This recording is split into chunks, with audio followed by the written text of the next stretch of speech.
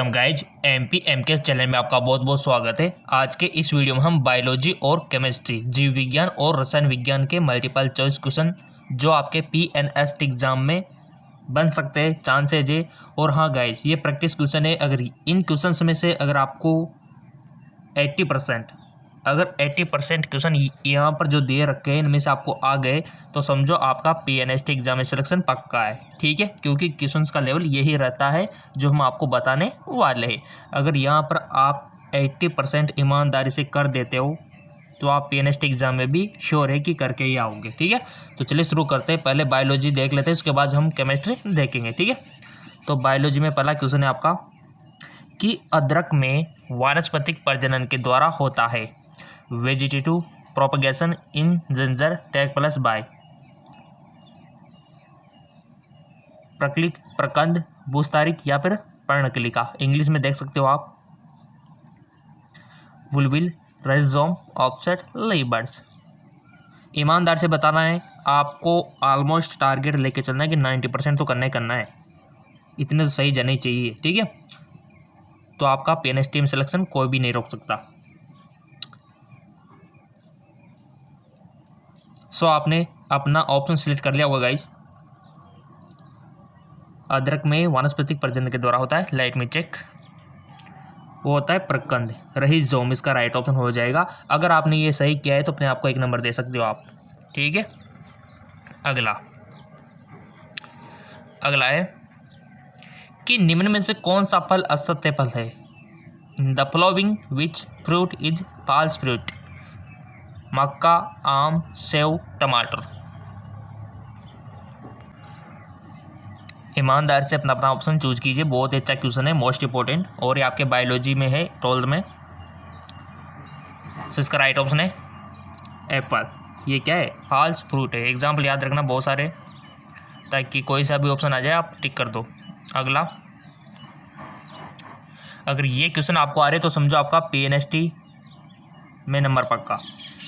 निम्न में से किस सजीव में कोशिका भित्ति का पूर्णतः अभाव होता है। Which of the flowing organism completely lack of cell wall. Nitrobacter, Nitrosomonas, Nostoc, Mycoplasma. Give me answer. Choose कर लिया होगा, लेट मी चेक। माइकोप्लाज्मा, जो कि एक सबसे छोटी कोशिका भी है, ठीक है। और इसके बारे में दे रखा है आपके 12th के NCERT बुक में, माइकोप्लाज्मा के बारे में पढ़ा रखा है। इसमें कोशिका भित्ति का पूर्णतः अभाव होता है। क्लियर? अगर ये सही किया है आपने तो 1 नंबर दे लो। अगला क्वेश्चन, निम्न में से कौन सा कवक सरसों पर परोपजीवी है। Which is the parasitic fungal of mustard. Yeast, penicillin, rhizopus, albugo. बहुत अच्छा क्वेश्चन है। और अभी तक आपने एडमिट कार्ड डाउनलोड नहीं किया तो डाउनलोड कर लेना, आ चुका है PNST का। कौन सा कवक सरसों पर परोपजीवी है।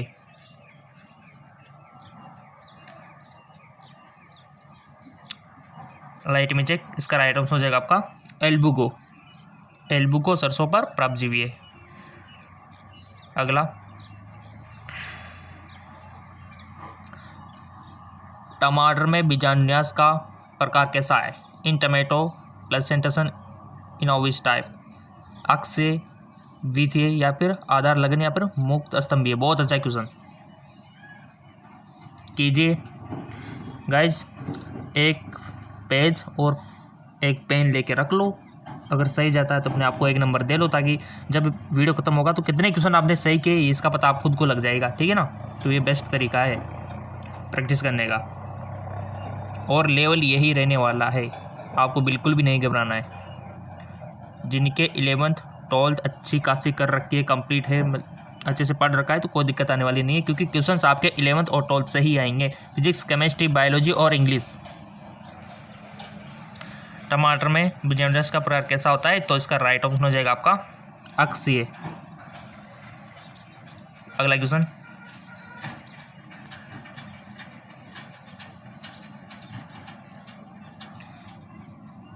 विभुजोतक जो परिपक्व उत्तकों के बीच होती है वह कहलाती है आंतरिक विभेजक, अग्र स्तंभ विभेजक या फिर पार्श्व विभेजक या फिर आपका द्वितीयक विभेजक।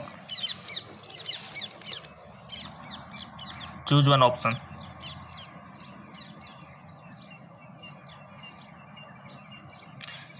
सो इसका राइट ऑप्शन हो जाएगा आपका आंतरिक विभेजक। क्वेश्चन बनता है आपके यहाँ से। नेक्स्ट,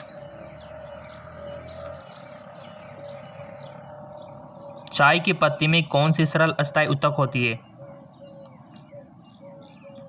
पैरेन्काइमा, कोलेनकाइमा, स्क्लेरोइड्स या फिर स्क्लेरेन्काइमा फाइबर। टिश्यू से क्वेश्चन बनता है आपके, सेल्स हो गया, टिश्यूज हो गया, है ना, बायोलॉजी में तो बेसिक है, सेल टिश्यू से क्वेश्चन आता है।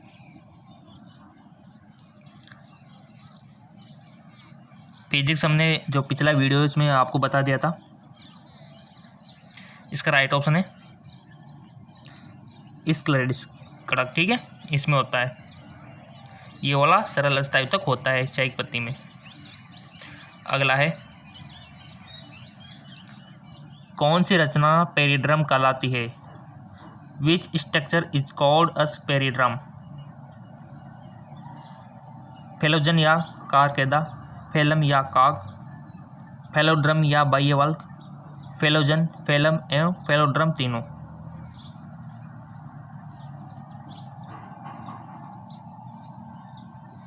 सो आपने चूज कर लिया होगा, इसका राइट ऑप्शन हो जाएगा आपका फेलोजम, फेलम और फेलिड्रम तीनों। अगर ये सही किया है तो अपने आप को 1 मार्किंग आप कर सकते हो।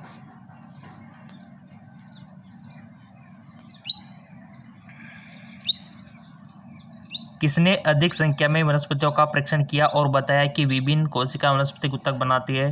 एंटोन वान लियोनहोफ, मैथियाज स्लाइडेन, रॉबर्ट ब्राउन या फिर थियोडोर समान। बहुत अच्छा क्वेश्चन है। साइंटिस्टों के बारे में नॉलेज है तो आप कर पाओगे इसको, और साइंटिस्टों की नॉलेज आपके चैप्टर शुरू होने पर ही बता दी जाती है। जो स्टूडेंट पढ़ता होगा उनके बारे में वो तो सही रहेगा। सो इसका राइट ऑप्शन हो जाएगा आपका मैथियाज स्लाइडेन, ठीक है, ऑप्शन 2। अगला, अभी तो काफ़ी सारे क्वेश्चंस आपको करवाने हैं। निम्न में से कौन सा प्रोटीन संपूर्ण जैवावरण में सबसे अधिक है? Actin, myosin, rubisco, tropomyosin.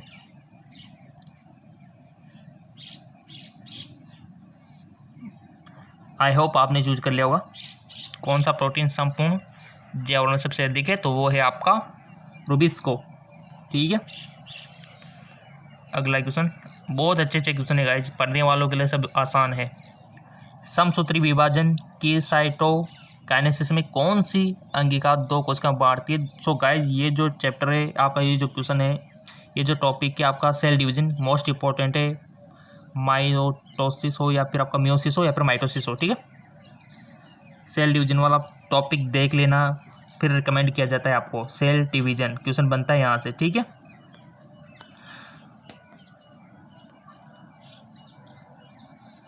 बताइए, और आपने पढ़ा होगा तो आसान कर पाओगे इसको।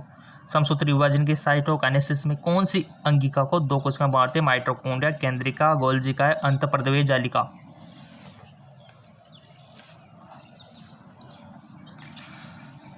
सो गाइस, जिसका राइट ऑप्शन हो जाएगा आपका माइटोकॉन्ड्रिया, जिसको कोशिका का शक्तिग्रह भी कहा जाता है। गाइस, ये जो कोशिका अंग के माइटोकॉन्ड्रिया, गोल्जिकाए, राइबोसोम, इनके बारे में नॉलेज रखना क्वेश्चन बनता है यहाँ से, ठीक है, सेल्स के बारे में। फॉरेन प्रोटीन है जो निम्न में से किस संरचना की बात झिल्ली में बड़े चिड़ बनाते हैं? अंतःप्रद्रव्य जालिका, केंद्रक पटल, माइटोकॉन्ड्रिया, गोल्जिकाए।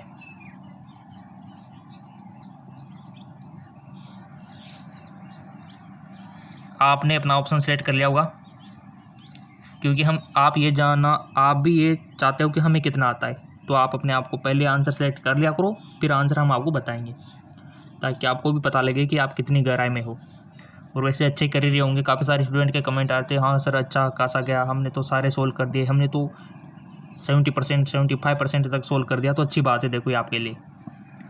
इसका राइट ऑप्शन हो जाएगा आपका माइटोकॉन्ड्रिया। अगला, क्योंकि आपको पुराना पेपर भी दिखा दिया हमने, ठीक है। पुराना पेपर नहीं देखा तो चैनल पे जाके देख लो। और काफ़ी सारे स्टूडेंट कमेंट कर रहे थे सर नोटिफिकेशन नहीं आता, तो नीचे चैनल पे MP MKS लिखा हुआ है, सबको दिख रहा है, और इधर लोगो लगा हुआ है डॉक्टर्स का, ठीक है।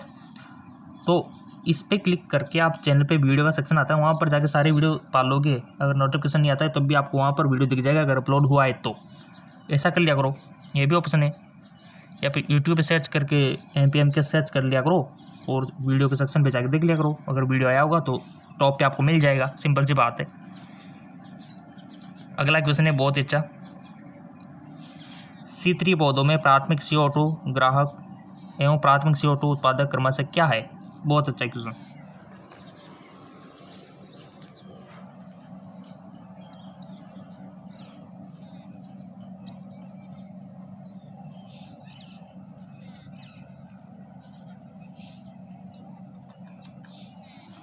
सो इसका राइट ऑप्शन हो जाएगा आपका option 3 RUBP PGA।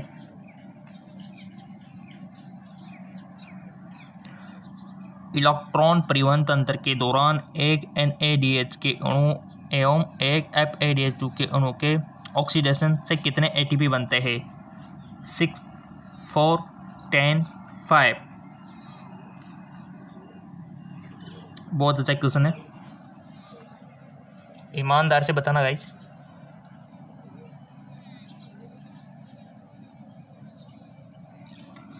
I hope आपने वन ऑप्शन सेलेक्ट कर लिया होगा। इसका राइट ऑप्शन हो जाएगा आपका ऑप्शन 4 5 ATP, ठीक है। अगर आपने भी यही किया था तो अपने आपको 1 नंबरिंग आप दे सकते हो। अगला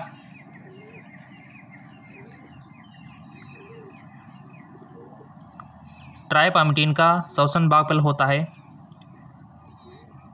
RQ ऑफ ट्राइपेप्टीन। बहुत अच्छा क्वेश्चन है, RQ आपको पता होना चाहिए हर चीज़ का।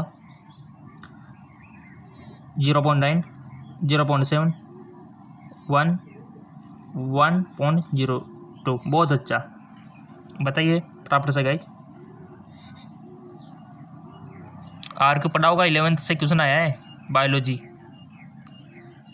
सो इसका राइट ऑप्शन है आपका ऑप्शन 2 0.7। RQ तो सबको याद रखना है, RQ से क्वेश्चन बनता है। अगर आपने भी यही किया है तो 1 नंबर दे सकते हो। बहुत अच्छा क्वेश्चन। कौन सा वर्दी नियामक बीज के अंकुरण का अवरोध करता है? बहुत अच्छा क्वेश्चन है, और हमने आपसे पहले बोल रखा है कि पादप हार्मोन से क्वेश्चन बनता ही बनता है। प्लांट हार्मोन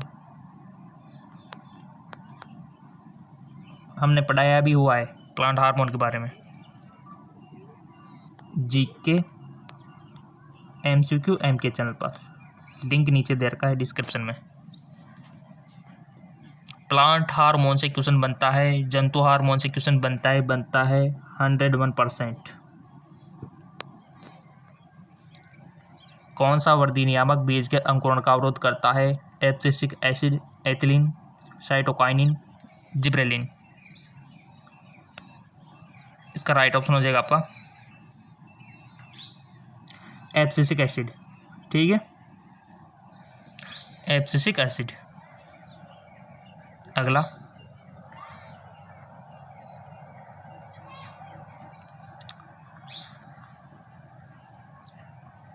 जितने भी प्लांट हार्मोन है, जंतु हार्मोन है, उनके फंक्शंस आपको पता होने चाहिए। कौन से बैक्टीरिया नाइट्राइट को नाइट्रेट में ऑक्सीडाइज करते हैं? नाइट्रोबैक्टर, नाइट्रोकोकस, स्यूडोमोनास या फिर Nitrosomonas. Which bacteria oxidize the nitrate into nitrite to nitrate?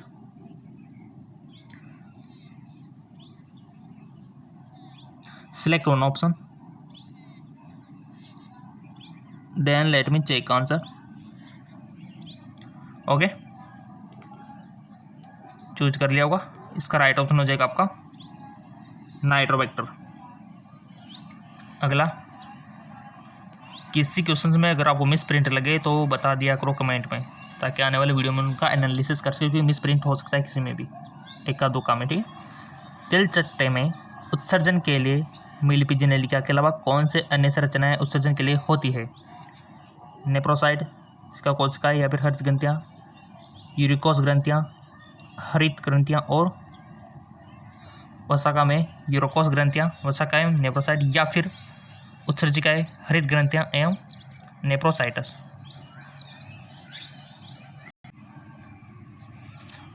सो इसका राइट ऑप्शन हो जाएगा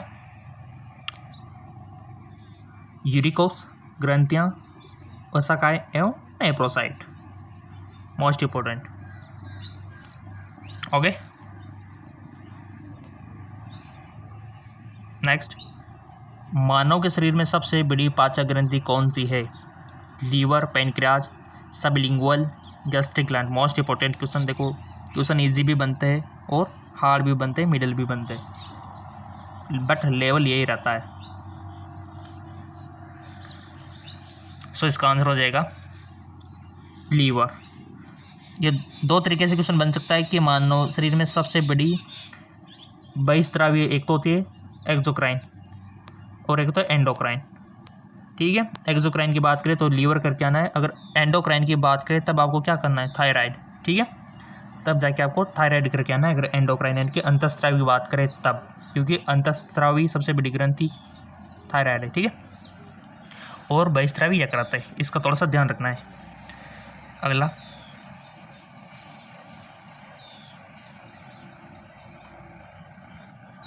amylase, which of the not present in saliva, यानी कि कौन सा इसमें प्रेजेंट नहीं होता स्लाइवा में? एमाइलेज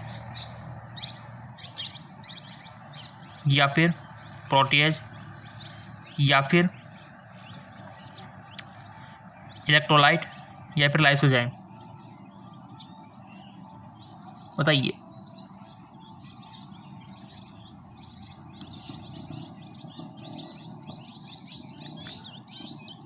ऑप्शन यहाँ है और यहाँ पर थोड़ा हिंदी अनुवाद में थोड़ा मिसप्रिंट हो गया। यहाँ पर लिखा हुआ है कि विच of the flowing not present in saliva, लार में कौन सा प्रेजेंट नहीं होता है, उपस्थित नहीं होता है, यानी कि आपको पता नहीं चाहिए कि कौन सा उपस्थित होता है, बताइए।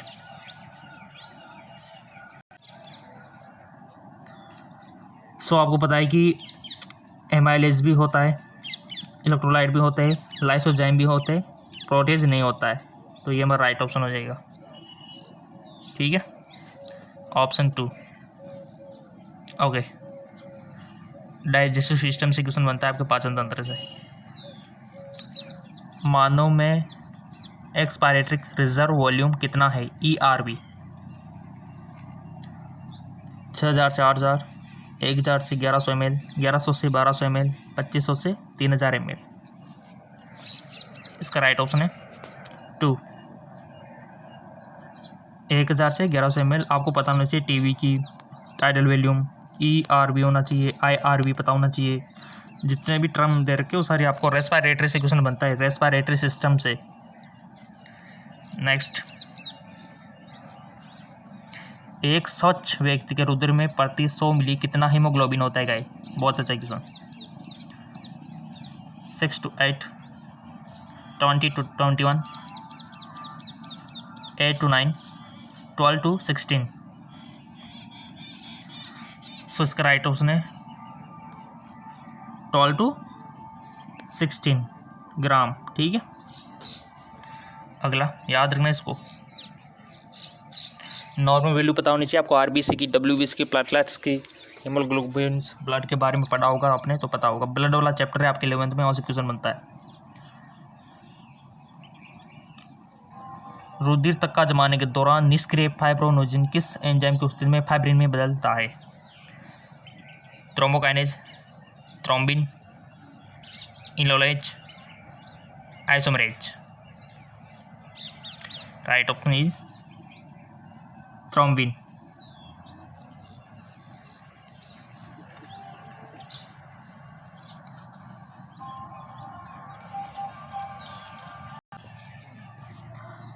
एक ही ओर के आलिन और नीले मोटी पेशी उत्तक से अलग होते से करते हैं। हेड का बारे में पता होगा तो आपको इजीली आ जाएगा ये क्वेश्चन। आंध्र आलिंटल या फिर intra auricular septum, atrioventricular septum, ventro auricular septum, बहुत अच्छा क्वेश्चन है, पढ़ रखा होगा आपने तो हेड के बारे में पढ़ते आ रहे हो, 10th से भी 10th में था एक डायग्राम तो पता होगा, तो उससे भी आ जाएगा आपको। ईमानदार से बताइए गाइस, आपके फ्यूचर का मामला है, देखो कोई भी गड़बड़ी नहीं होनी चाहिए, चीटिंग नहीं होनी चाहिए, ईमानदार से बता दो जो भी आपको आता है। सो आपने सेलेक्ट कर लिया होगा, इसका राइट ऑप्शन है ऑप्शन 3 आलिन नीले पटाल, ठीक है, क्योंकि आपको 4 चैम्बर होते हैं, आपको पता है, इससे भी अलग होता है ये, इसको क्या बोलते हैं, और इससे भी अलग होता है, इस चीज़ का थोड़ा सा ध्यान रखना। अगला है,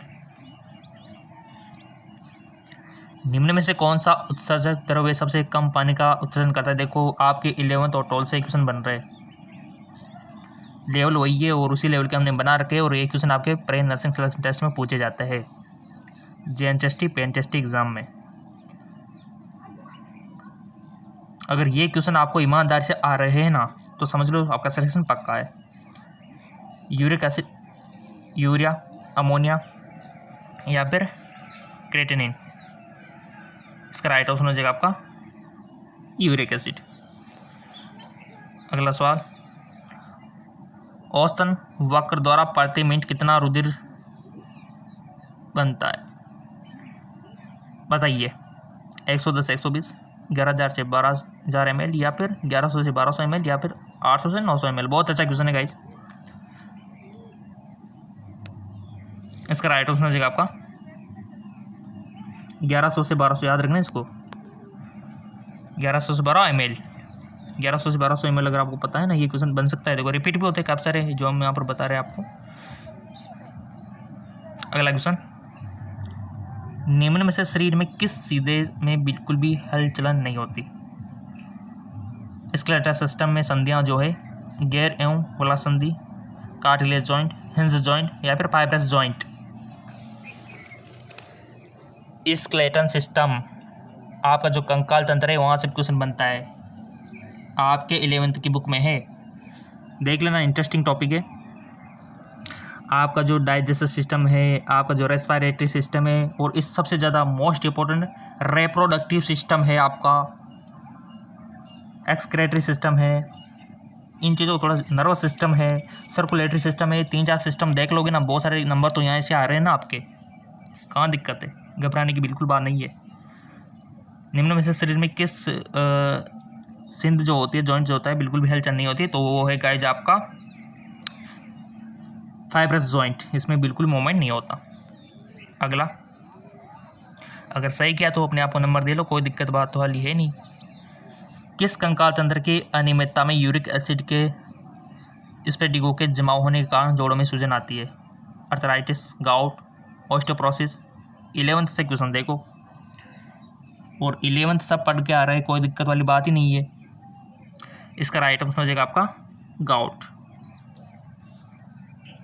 अगला क्वेश्चन,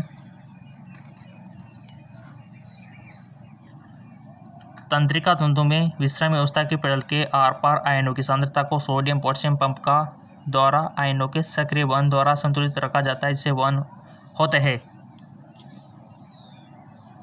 4 ऑप्शन दे रखे, पढ़ लो, अच्छा है। सोडियम आयन बाहर की ओर जाने पर पोटेशियम आयन कोशिका के अंदर आते हैं, सोडियम आयन बाहर जाने पर 3 पोटेशियम आयन अंदर की ओर आते हैं। तो इसका राइट ऑप्शन हो जाएगा, सिंपल सी बात है, फर्स्ट वाला ही सही है, पढ़ा होगा आपने 11th की बुक में, ठीक है। कौन सा अंतःस्राव टी लसिकाओं के विभेदन में महत्व का कार्य करता है। पैराथायरॉयड अंतःस्राव, थायरोकैल्सिटोनिन अंतःस्राव, थायरॉयड अंतःस्राव या फिर थाइमोसिस।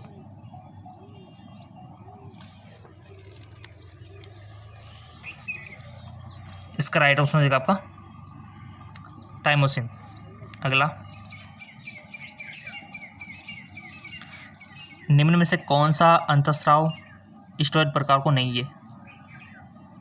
ऑर्डिस्टोन, प्रोजेस्टोन, नॉन एड्रेनिन। देखो हार्मोन और अंतःस्रावी गणित क्वेश्चन आता है, और हार्मोन अंतःस्रावी जीके एमसीक्यू एग्जाम के चैनल में पढ़ा चुके हैं आपको। निम्न में से कौन सा अंतःस्राव स्टेरॉइड प्रकार का नहीं है। अगर आपने नहीं देखा है वीडियो हार्मोन वाला, अंतःस्रावी ग्रंथि वाला, विटामिन वाला, ह्यूमन डिजीज वाला, तो लिंक नीचे डिस्क्रिप्शन में अटैच है। इसका राइट ऑप्शन हो जाएगा आपका नॉन एड्रेनालिन। अगला, इस तरह के नए जो मुख द्वारा ली जाने वाली कॉन्ट्रासेप्टिव यानी कि जो गर्भ निरोधक गोली को कहा जाता है? प्रोजेस्टेरॉन, सहेली, सखी। ये क्वेश्चन आपके 12th NCERT बुक में है। इसका राइट ऑप्शन हो जाएगा आपका सहेली। ठीक है। अगला, प्रोजेस्टेरॉन अंतःस्राव से स्रावित होता है। किससे होता है प्रोजेस्टेरॉन का स्राव? कार्पस लूटियम या फिर ग्राफिन फटिका या फिर ओवरिन फॉलिकल या फिर यूट्रस। किससे होता है प्रोजेस्टेरॉन का स्राव? आपने रिप्रोडक्टिव सिस्टम में पढ़ा होगा, मेस्टोसाइकिल पढ़ी होगी, तो ये क्वेश्चन तो आपको आ ही जाएगा। वैसे पढ़ रखा है ना? तो इसका राइट ऑप्शन हो जाएगा आपका फर्स्ट वाला कार्पस लूटियम। किसका सिक्रेशन करता है? प्रोजेस्टेरॉन का। अगर फर्टिलाइजेशन नहीं होता है तो कार्पस लूटियम किस में बदल जाता है? कार्पस एल्बिकेंस में। इससे क्या होगा? प्रोजेस्टेरॉन का स्राव बंद हो जाएगा, कम हो जाएगा। फलस्वरूप यूट्रस में जो एंडोमेट्रियम लेयर है उसका ब्रेकडाउन होकर ब्लीडिंग के रूप में वेजाइना के थ्रू बाहर निकलेगा। इसको हम मेस्टोसाइकिल बोलते हैं। ये होता है। अगला क्वेश्चन, माता के द्वारा शुरुआत के दिनों में स्राव दूध में पीले रंग का तरल कोलेस्ट्रॉल स्रावित होता है, जिसमें बच्चे को रक्षण करने के लिए कौन से एंटीबॉडी होती है? IgG, IgE, IgM। यहाँ से क्वेश्चन बनता है हमेशा एंटीबॉडी से। आपका जो इम्यूनिटी वाला चैप्टर है ना, वहाँ से बताइए कौन सा है। और यहाँ पर सारे आपको पता होनी चाहिए, IgG, IgE, IgM, IgA, सभी के बारे में पूरा नॉलेज होना जरूरी है। क्वेश्चन कहीं से भी बन सकता है। इसका राइट ऑप्शन हो जाएगा IgA। ये बायोलॉजी का यहाँ पर कितने सही किए तो आपको पता है। केमिस्ट्री का देख लेते हैं, रसायन विज्ञान का। सो गाइज, बायोलॉजी में कितने क्वेश्चन आपने सही किए ये तो आप खुद को पता है। अगर आपने ईमानदार से 80% तक सही किया होगा तो बहुत अच्छी बात है, आपके लिए अच्छी बात है, खुशखबरी है और हमारे लिए भी। ठीक है। और ये केमिस्ट्री का देखो, क्वेश्चन पहला है रसायन विज्ञान का, पॉलीपेप्टाइड का एकलक है। What is the monomer of polypeptide? आपका जो बहुलक वाला चैप्टर है रसायन विज्ञान में, बहुत ज़्यादा इंपॉर्टेंट है। आपका पॉलीमर वाला चैप्टर पढ़ लेना गाइज उसको। उसमें जितनी भी एकलक इकाइयाँ हैं उनको देख लेना, और जितनी भी उनके बहुलक बनते हैं उनको देख लेना। क्वेश्चन बनता है तो पॉलीपेप्टाइड का एकलक बताइए, पढ़ा होगा तो ये क्वेश्चन आपको आएगा और अपने आप को 1 नंबर आप दे सकते हो। ये लीजिए 4 ऑप्शन आपके सामने है कि एमिनो अम्ल, ग्लूकोज, न्यूक्लियोसाइड और न्यूक्लियोटाइड। ऐसे तो क्वेश्चन बनते हैं आपके PNST एग्जाम में। बिल्कुल भी आपको नहीं घबराना है, डर पूरा निकाल दो अपने अंदर से। आप बहुत इंटेलिजेंट हो, अपने आप को कम मत समझना गाइस। तो इसका राइट ऑप्शन हो जाएगा, चूज कर लिया कि पॉलीपेप्टाइड का एकलक है एमिनो अम्ल। ठीक है, एमिनो अम्ल है। अगला क्वेश्चन, अब आप बोलेंगे सर ये तो क्वेश्चन बहुत ईजी तो रहेंगे क्योंकि आप पढ़ने वाले स्टूडेंट हो। वो तो जो कम पढ़ते हैं उनके लिए हार्ड होते हैं। डेक्सा मेथिलीन डाइएमीन तथा एडिपिक अम्ल की संघनन अभिक्रिया से प्राप्त रेशा है? डाइक्रोन, नायलॉन 66, रियोन या फिर टेफ्लॉन। देखो कैसे क्वेश्चन बन रहे हैं पॉलीमर से। कभी कभी तो क्या होता है गाइज, एक ही चैप्टर से 4-5 क्वेश्चन पूछ लिए जाते हैं। जी हाँ बिल्कुल, एक ही चैप्टर से। जैसे हार्मोन हो गया तो उसी से काफ़ी सारे क्वेश्चन, और जैसे मान लो आपके पॉलीमर वाला चैप्टर है, इससे से 3-4 क्वेश्चन उठा लिए। ये तो एग्जामिनर के ऊपर डिपेंड करता है। जैसे मान लो टॉस अवस्था सॉलिड स्टेट वाला चैप्टर है पहला, तो उसी से काफ़ी सारे क्वेश्चन उठा लिए जाते हैं, 4-5 क्वेश्चन। इलेक्ट्रोकेमिस्ट्री, रसायन जो विद्युत रसायन है, उससे भी काफ़ी सारे क्वेश्चन बनते हैं आपके। सॉल्यूशन विलियन, काफ़ी सारे क्वेश्चन बनते हैं। ठीक है, तो ये तो एग्जामिनर के ऊपर डिपेंड करता है। आपकी तो पूरी तैयारी होनी चाहिए कि कैसे भी पूछ लो हम तो पूरा आंसर दे देंगे, ऐसी तैयारी होनी चाहिए। तो क्वेश्चन का लेवल यही रहने वाला है।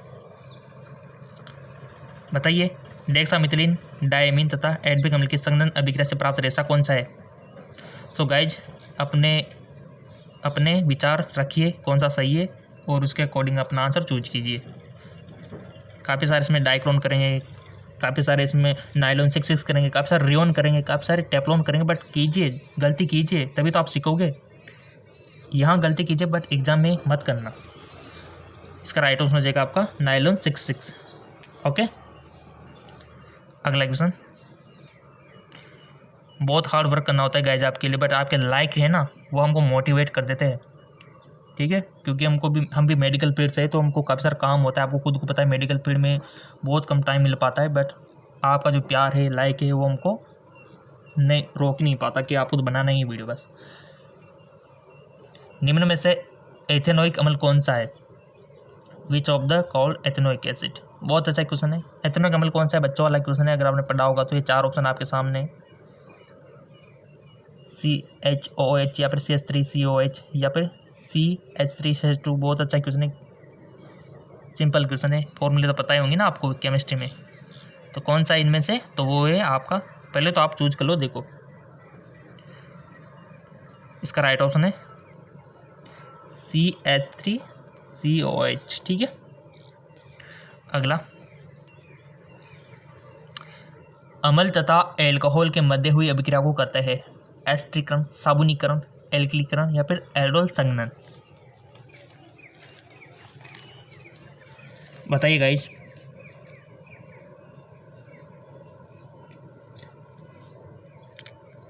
सब पढ़ा हुआ है, कोई भी अनजाना यहाँ पर नहीं है गाइज। सब पढ़ रखा है, एस्टरीकरण भी पढ़ रखा है, साबुनीकरण भी पढ़ रखा है, एल्किलीकरण भी पढ़ रखा है, एल्डोल संघनन भी पढ़ रखा है।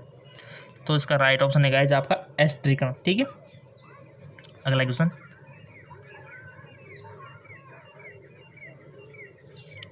अगला क्वेश्चन है आपका adjust now. Methyl ethyl ketone किसके ऑक्सीकरण से प्राप्त किया जाता है? Propan two ol, butan 1 ol, butan two ol, तृतीय ब्यूटिल एल्कोहल।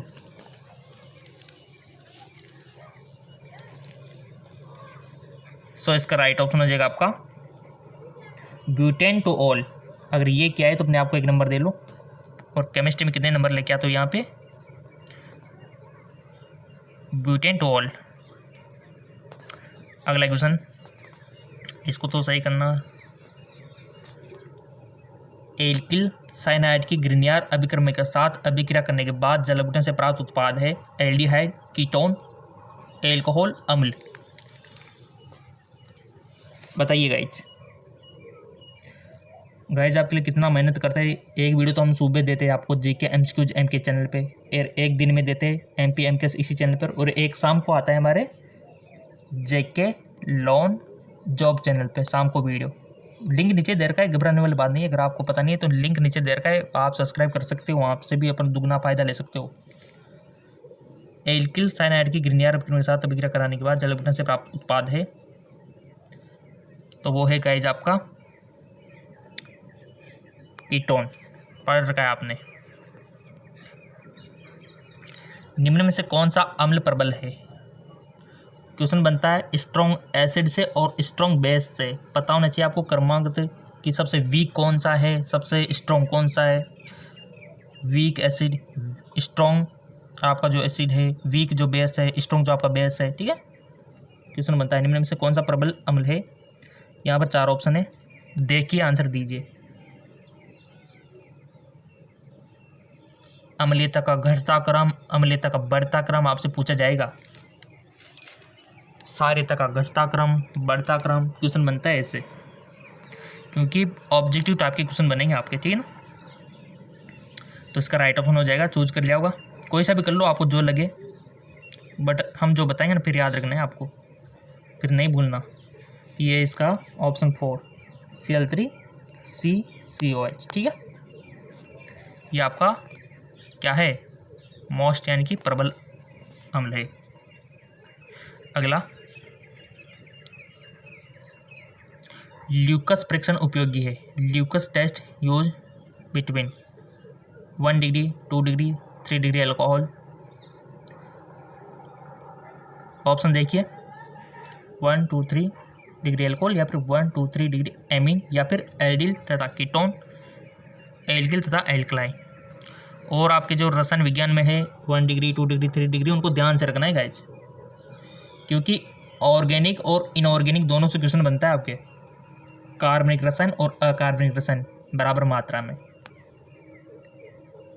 जितने भी रिएक्शन है थोड़ा सा ध्यान रखना, मोस्ट इम्पोर्टेंट, और जितने भी यूनिट्स हैं उनका थोड़ा ख्याल रखना। इसका आंसर आ गया होगा आपको कि ल्यूकस परीक्षण उपयोगी है। पढ़ रखा है आपने ल्यूकस परीक्षण। अब ये मत करना सर कहाँ पढ़ा, 11 12 पढ़ के तो आप आए हो ना, 12 सबने पास कर रखी है तो कहाँ दिक्कत आ रही है।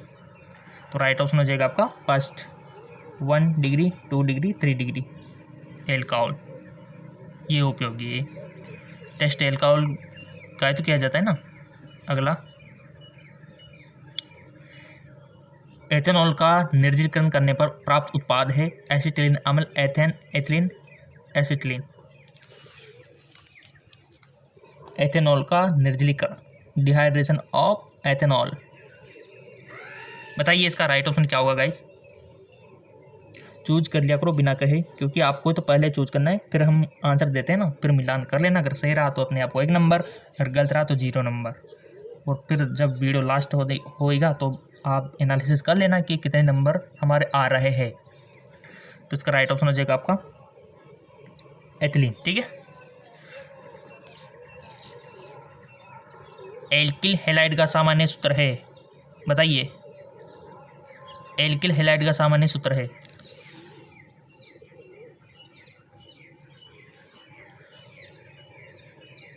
कितना आसान क्वेश्चन है। जब आपका चैप्टर शुरू होता है तब आपको बता दिया जाता है सूत्र के बारे में एल्किल हैलाइड का। 4 ऑप्शन देख लिए होंगे आपने और चूज भी कर लिया होगा। सो इसका राइट ऑप्शन हो जाएगा आपका CnH2n+1x, ये होता है। ठीक है।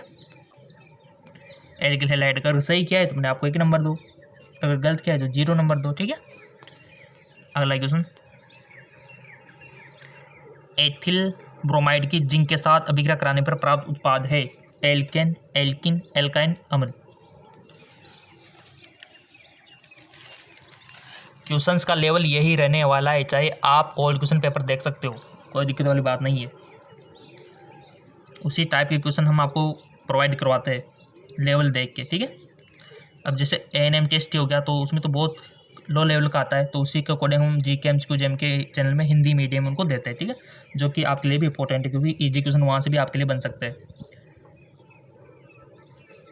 एथिलीन ब्रोमाइड की जिंक के साथ अभिक्रिया कराने पर प्राप्त उत्पाद है, तो इसका राइट ऑप्शन हो जाएगा आपका एल्कलाइन। ठीक है। अगला क्वेश्चन, बहुत अच्छे क्वेश्चन है गाइज। निम्न में फैटी अम्ल नहीं है, which of the following is not a fatty acid. यानी कि एग्जामिनर ये नॉलेज चेक करना चाहता है कि आपको फैटी नॉलेज के फैटी एसिड जो है उसके बारे में नॉलेज है कि नहीं है ना, फैटी अम्ल के बारे में। तो बताइए कि कौन कौन सा तो है, तब तो आप इसको कर पाओगे। स्टायरिक अम्ल, पामेटिक अम्ल, ऑलिक अम्ल या फिर पेनिल एसिटिक अम्ल। सो गाइज आपको पता है कि जो फैटी एसिड आपने पढ़ रखा है तो उसमें आपने पढ़ा था कि स्टायरिन भी है, पामेटिक अम्ल भी फैटी अम्ल है और ऑलिक अम्ल भी फैटी अम्ल है। बचा क्या, एक ही बचा है फेनिल एसिटिक अम्ल। ये नहीं है, क्योंकि हमको ये पता था, हमको ये पता नहीं था कि कौन सा नहीं है, हमको तो ये पता था कि कौन कौन सा है बस। तो हमको क्वेश्चन आ गया और एग्जामिनर भी ये नॉलेज चेक करना चाहता है कि आपको फैटी अम्ल के बारे में पता है कि नहीं है। तो यही इसका राइट ऑप्शन है कि फेनिल एसिटिक अम्ल नहीं है और बाकी ये सब है। बहुत अच्छे गाइज। यौगिक हाइड्रोजन आबंध रखता है टोलिन, फिनोल, क्लोरोबेंजीन, नाइट्रोबेंजीन।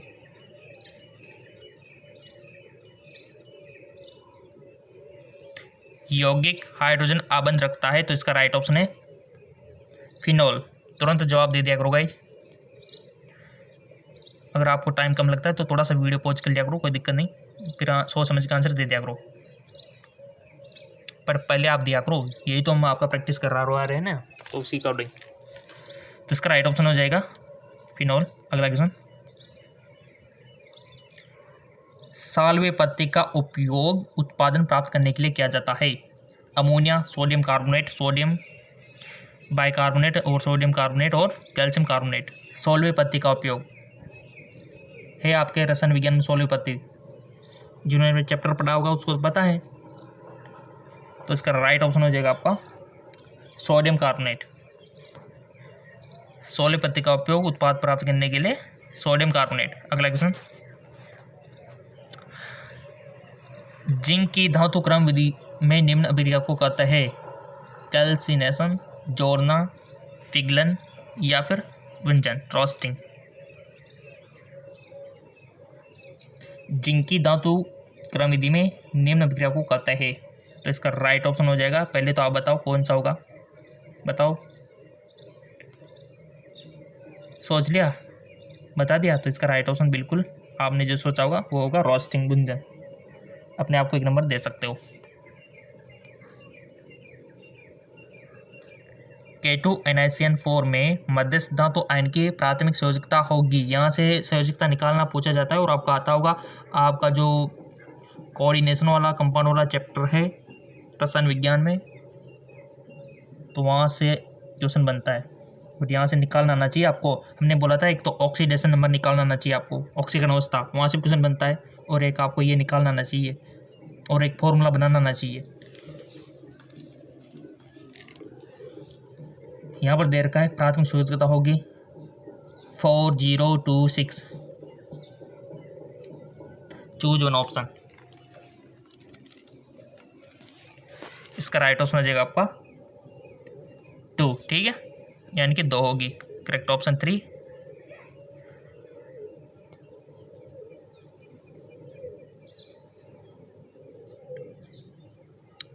दो होगी, ठीक है। अगला क्वेश्चन, कौन सा संकीर्ण समवर्गाकार संरचना रखता है? NiCO4, NiCl4 या फिर NiCN4 या फिर NiCl4। बहुत अच्छे क्वेश्चन। कौन सा संकीर्ण समवर्गाकार संरचना रखता है? तो इसका राइट ऑप्शन हो जाएगा आपका ऑप्शन 3, NiCN4।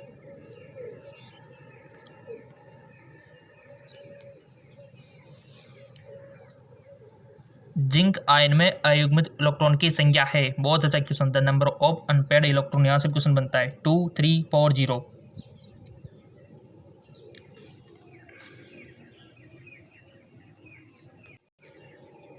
आपकी जो केमिस्ट्री की बुक है और फिजिक्स की जो बुक है उसमें दे रखा है फॉर्मूला इसका, अनपेयर्ड इलेक्ट्रॉन का, सबको पता होगा।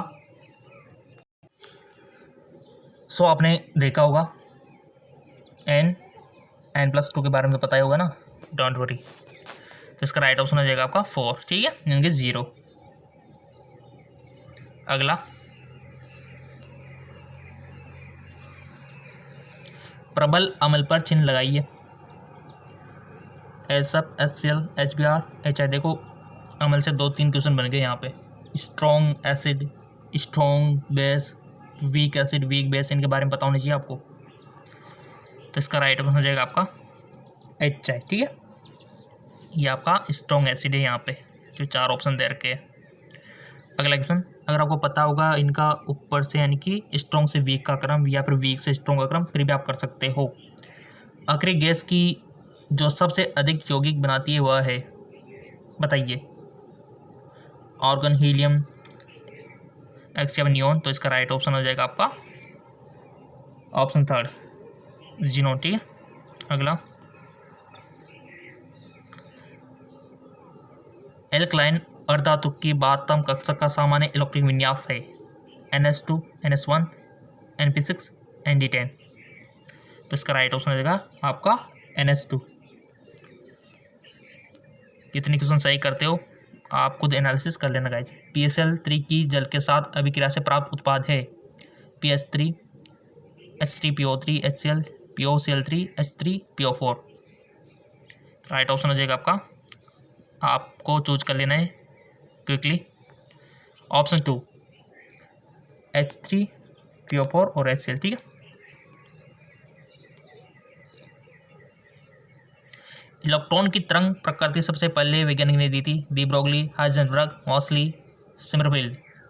साइंटिस्टों की नॉलेज जिसको होगी वो तो इसको कर देगा। इसका राइट ऑप्शन हो जाएगा आपका डी ब्रोगली। 1 किलोग्राम विलायक की, यानी कि अगर हिंदी में मिस्टेक है तो the number of mole of solute per kilogram of solvent is called molarity, normality, mole fraction, molality. Question बनता है आपके इस चैप्टर से, सॉल्यूशन से। ईमानदार से बताइए क्विकली क्या होगा इसका राइट ऑप्शन। तो इसका राइट ऑप्शन होगा आपका मोलैलिटी, ठीक है, मोलैलिटी। अगला क्वेश्चन, निम्न में एक विद्युत का सुचालक है हीरा, ग्रेफाइट, सिलिकॉन, छिद्रालु कार्बन। तो राइट ऑप्शन हो जाएगा आपका ग्रेफाइट। इजी क्वेश्चन भी आते हैं, हार्ड भी आते हैं, सभी आते हैं, ठीक है। निम्न में से किस अभिक्रिया में Kp तथा Ks का मान समान होगा। ऑप्शन आपके सामने है।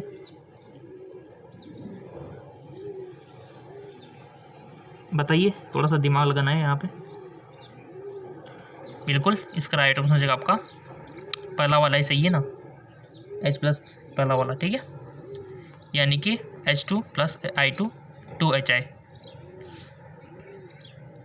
अगला सवाल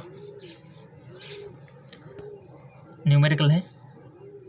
N/100 HCl को जलीय विलयन का pH डैश है, कितना है? 1, 1.5, 2, 2.5। तो सिंपल सी बात है 2 होगा ना इसका। तो कुछ क्वेश्चन इजी भी आ जाते हैं। देखो, यौगिक की एंथैल्पी समान होती है दहली या फिर हीट फॉर्मेशन या फिर हेट ऑफ डिफ्यूजन एंथैल्पी या फिर विलपन की ऊर्जा।